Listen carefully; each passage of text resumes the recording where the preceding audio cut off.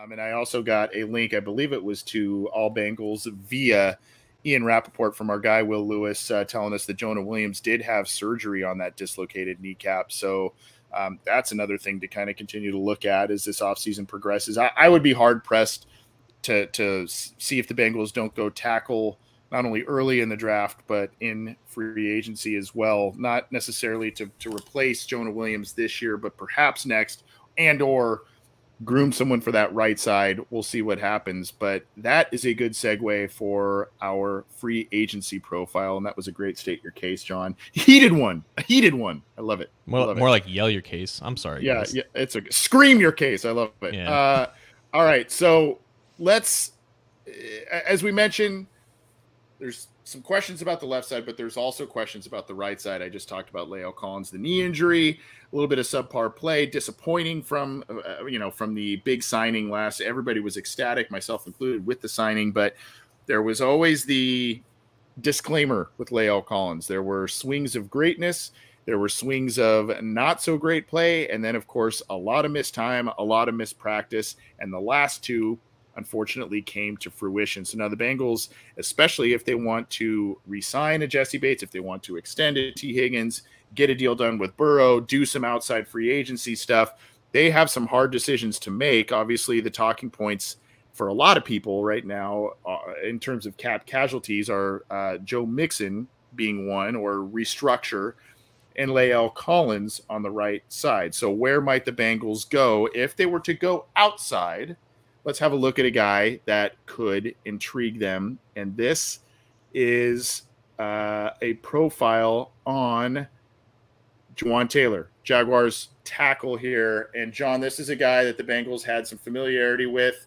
I'm going to go full screen on this bad boy. Familiarity with in terms of, the draft. He was drafted in the same class, top of the second round, I believe, as Jonah Williams back in 2019, and a guy who's young. He's ascending. You see here, 6'5", 312. He's entering his fifth season. He is 25. He doesn't turn 26 until the middle of November. Went to Florida, is from Florida, but a guy that the Bengals had some pre-draft interest in. They hosted him for a visit back then, and along with others in that tackle class, a guy who has played every single game at right tackle for the Jaguars since being there. He had an overall grade, PFF 58.7 last year. PFF pass block grade, personal best 76.4. Pressures allowed 16. Penalties 6 overall. Started all 18 games. Or I guess that would be 19 instead, if you include the 2 postseason games there. So he has been, and here's some reps here. You can see here, I'll go back on this because it's kind of far away. It might be a little hard to see, but let's go back a sec. When you look here, he doesn't really get in the mix here. He's right here. You can see my cursor. I don't know if there's a miscommunication on this play. I don't know if there was what the assignment was. He doesn't get anybody, so someone gets by him there. So, and then that becomes a turnover against the Chargers in that crazy game. Here he is against Watt, sort of holding his own. Nice push away from Watt and getting onto the other blocker that led to the big play.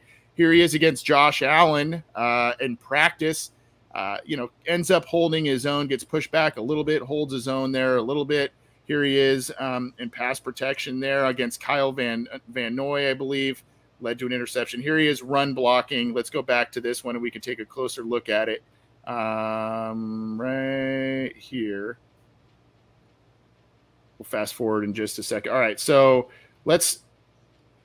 here he is down here, and he was the guy that kind of paved the way for this cutback lane for Travis Etienne.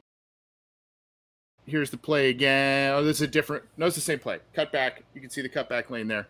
And then, of course, there's another one right up here. He seals off his blocker to get outside. There's a broken contain outside. Now, again, some of that's against the Texans last year. So you can see he's adept in a lot of different areas, and a guy that look, this offense wasn't very good, and this team wasn't very good until this year. So you kind of have some questions about how much of it was the team not having a lot of talent, how much of it was, him growing as a player. Still, as I mentioned, very, very young, and that was a ceiling play there. He sealed off a player. So you see the pros, young and ascending. He cut the pressures in half this year, 16. I think he had about 34 was the average. Highest pass block grade in 2022 of his career. Very, very durable, which is one of the greatest attributes of him.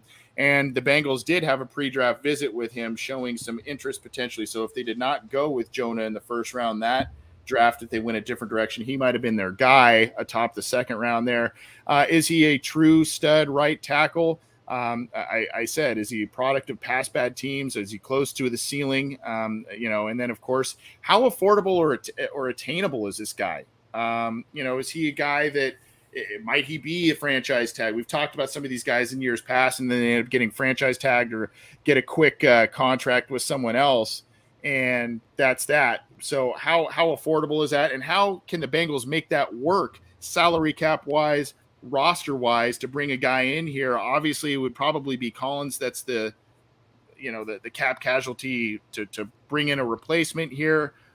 I just don't, there are things I like about him. I don't know if there's a lateral move there. I don't think the pendulum swings as wildly from positive to negative as La'el Collins. I think this guy may be a little bit more steady. But again, for a guy, is he an absolute stud? Or is he a guy that's going to get a lot of money because everybody is just clamoring for any kind of steady offensive line play? Simply put, if Jawaan Taylor's on the team last year, like the Bengals offensive line is a lot better. Where he kind of lacks is consistency in the run game, and that's a bit surprising to me considering 35-inch arms, like very solid frame, very well built. I don't know off the top of my head what the Jags love to run in terms of scheme, in terms of their run game, but it's Doug Peterson's offense, so they're kind of versatile in there.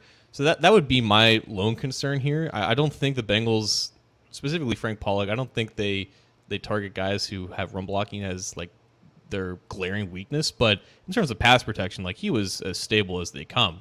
Now beyond the sack numbers that are misleading, he was very consistent in terms of just his overall production. In terms of just week to week, very solid. There was very little glaring lulls within his 2022 campaign. Now, contract year for sure, but I think there was enough as a third-year player in 2021 where you say, okay, he's building off of this and he's continuing to progress as a player. It's all going to come down to price, because right tackle, that market is about to eclipse $20 million. Or like Ryan Ramczyk is the highest paid guy there. He makes 19.2.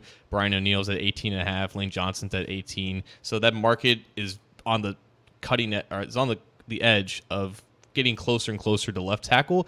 I believe PFF has him projected at $16 million per year, but again, projections before free agency actually happens is pretty useless considering his team last year, the Jaguars, completely inflated like 3 different positions because it just had so much money. So it could be a team like the Chicago Bears who just have infinite amounts of cap space that could just overpay guys like Jawaan Taylor, at least overpay compared to what they're projected to get, right? So Jawaan Taylor at $15 million per year sounds pretty good. Jawaan Taylor at $21.5 million per year, resetting the market, sounds not as good, right? And of course, there's this enigma of a situation with La'el Collins, right? Because a lot of his contract is in a roster bonus and per game roster bonuses. If he doesn't play, he doesn't get like $2.4 million for this year. And the financials beyond that are kind of beyond me at this point. It's just so much up in the air because you don't know how healthy he's going to be for the start of the season. You don't know if he's going to be affordable enough to just stash on the bench or stash on the pup lip. They have a lot of questions to answer, but I feel like Jawaan Taylor as a pass protector would definitely solidify that spot going forward. I feel like you just know who he is at that spot in that phase of the game, and you just might have to work through the run blocking issues as you go.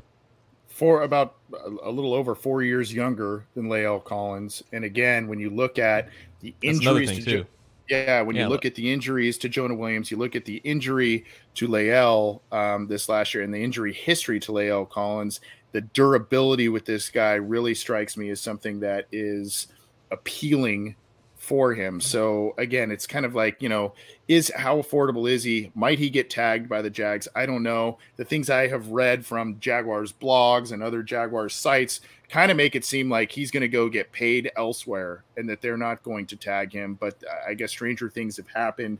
But a guy, I think, stinks to be talking about, man, what do they got to do on the offensive line again? What do they got to do with the tackle position again this year?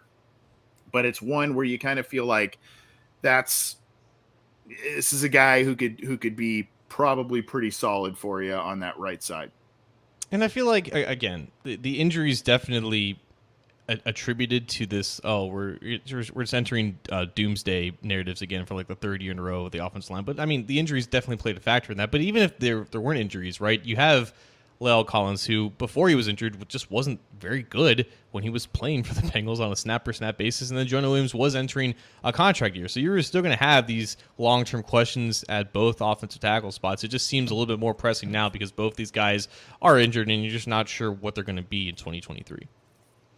Well, that's an option they will look at exploring, particularly if they let a Jesse Bates walk, if they are looking to make cap casualties of a couple of guys and or restructure a couple of guys' contracts, maybe spread out the money hit that they currently have set. I don't know, but this would be a guy, again,